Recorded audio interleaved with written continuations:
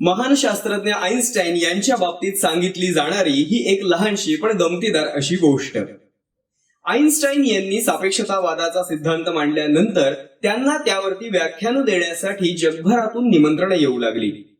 अनेक विद्यापीठ, संशोधन संस्था यामध्ये जाऊन ते सापेक्षतावादाच्या सिद्धांतावरती व्याख्यान देत असत. असंच एके दिवशी एका मोठ्या विद्यापीठामध्ये व्याख्यान देण्यासाठी जाण्याकरता ते आपल्या ड्रायव्हर समवेत आपल्या गाडीमधून निघाले. प्रवास तसा खूप मोठा होता, त्यामुळे जाता जाता ते त्या ड्रायव्हरशी गप्पा मारत चालले होते. बोलता बोलता ड्रायव्हर गमतीनं आईन्स्टाईन यांना म्हणाला की सर, तुमचं हे व्याख्यान, तुमचं हे भाषण प्रेक्षकांमध्ये बसून मी इतक्या वेळा ऐकलेलं आहे की ते भाषण माझं पाठ झालेलं आहे आणि आता तुम्ही म्हणाल तर मी देखील तुमच्याप्रमाणे हे भाषण देऊ शकतो, हे व्याख्यान देऊ शकतो. त्याच्या या वक्तव्याची आईन्स्टाईन यांना मोठी गंमत वाटली. ते म्हणाले, असं तर मग आपला प्रवासही खूप मोठा आहे, आपल्याला पोचायला वेळही लागणार आहे, तर तू एक काम कर, जाता जाता ड्रायव्हिंग करता करता ते भाषण मला तू ऐकव. त्यावरती त्या ड्रायव्हरनं आईन्स्टाईन यांना त्यांचंच भाषण तंतोतंत जसंच्या तसं खडांखडा म्हणून दाखवलं. ते ऐकून आईन्स्टाईन मोठे आश्चर्यचकित झाले.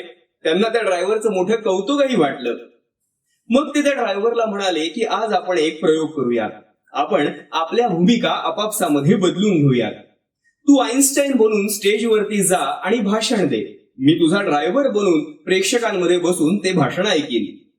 ठरल्याप्रमाणे नियोजित ठिकाणी पोहोचल्यानंतर आईन्स्टाईन यांचा ड्रायव्हर आईन्स्टाईन प्रमाणे वेशभूषा करून, त्यांच्याप्रमाणे कोट घालून स्टेजवरती जाऊन व्याख्यान देण्याकरता उभा राहिला.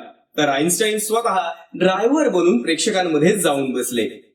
स्टेजवरती आईन्स्टाईन बनून गेलेल्या ड्रायव्हरनं सापेक्षतावादाच्या सिद्धांतावरती उत्तम भाषण दिलं. नेहमीप्रमाणे टाळ्यांचा कडकडाटही झाला. पण यावेळेला मात्र एक गोष्ट घडली. उपस्थित असलेल्या श्रोत्यांमधून, प्रेक्षकांमधून अनेकांनी आईन्स्टाईन यांना काही प्रश्न विचारायला सुरुवात केली. त्यातील काही प्रश्न हे मोठे अवघड आणि जटिल होते. प्रेक्षकांमध्ये ड्रायव्हरचं रूप घेऊन बसलेल्या आईन्स्टाईन यांच्या पोटात मात्र आता गोळा आला. आपलं भांडं आता फुटणार असं त्यांना वाटू लागलं. या साऱ्या अवघड प्रश्नांना आपला ड्रायव्हर आता काय उत्तर देणार याच्याकडे त्यांचं सारं लक्ष लागलेलं होतं. तिकडे स्टेजवरती आईन्स्टाईन बनून गेलेल्या ड्रायव्हरनं श्रोत्यांचे सारे प्रश्न हे शांतपणे ऐकून घेतले. त्यानंतर तो शांतपणे लोकांना उद्देशून म्हणाला, श्रोते हो, अहो हे काही प्रश्न आहेत. या असल्या साध्या सरळ सोप्या प्रश्नांची उत्तर द्यायला मी कशाला हवा? माझा ड्रायव्हर सुद्धा या तुमच्या साऱ्या प्रश्नांची उत्तर देऊ शकतो की.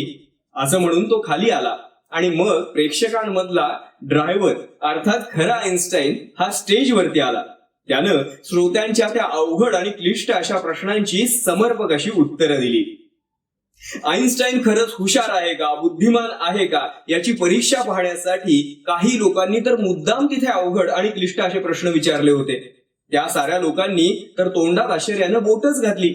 त्या सर्वांना असं वाटलं की आईन्स्टाईनचा ड्रायव्हर जिथे एवढा हुशार आहे, तिथं आईन्स्टाईन स्वतः किती बुद्धिमान असेल, किती हुशार असेल.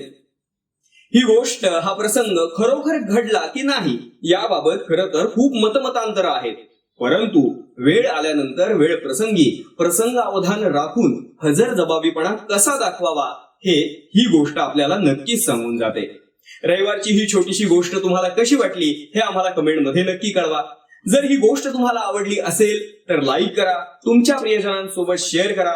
या आणि अशा बोधप्रद, प्रेरणादायी गोष्टींचा आनंद घेण्यासाठी आमच्या आविष्कार आर्ट्स अँड क्रिएशन्स या चॅनलला जरूर सबस्क्राईब करा.